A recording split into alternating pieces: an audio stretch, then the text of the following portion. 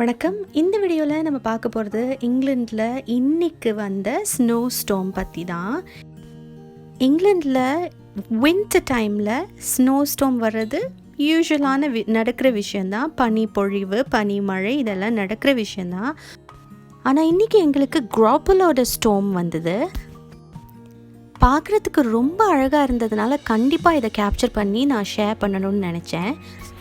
ஸ்னோவுக்கு பலவிதமான பேர்கள் இருந்தாலும் இந்த கிராப்பல்ங்கிற பேர் எதை டிஸ்கிரைப் பண்ணதுன்னா, பனி விழும்போது ரவுண்டாக குட்டியாக அழகாக ஒரு ஸ்டைரோஃபோம் பெல்லட்ஸ் மாதிரி தான் விழும்.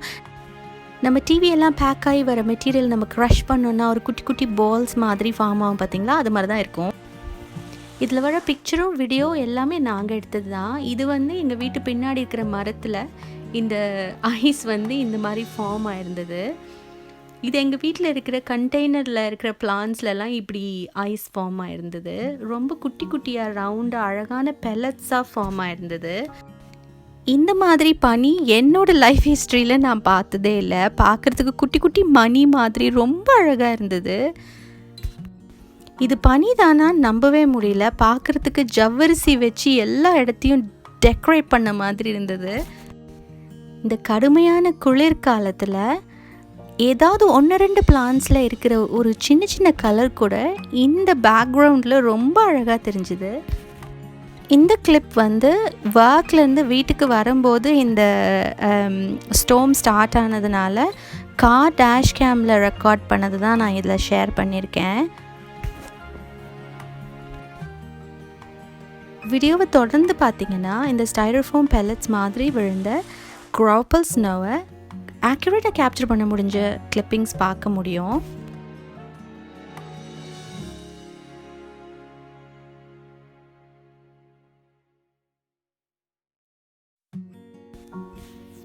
வீட்டுக்கு பக்கமாக வந்துட்டதுனால ஒரு ஷார்ட் கிளிப் தான் நான் ஷேர் பண்ணியிருக்கேன்.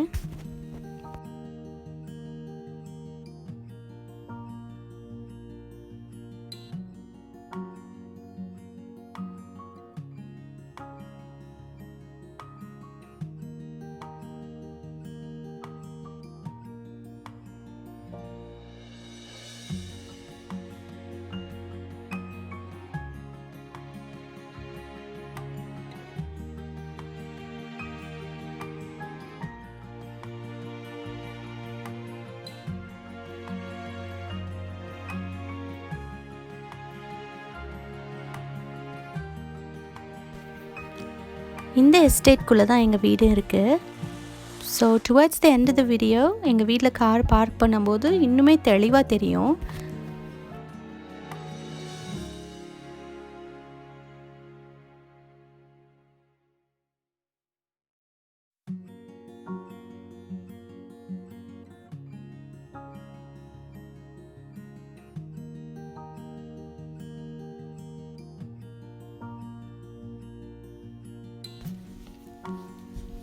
இந்த லெஃப்டில் இருக்கிறது தான் எங்கள் வீடு.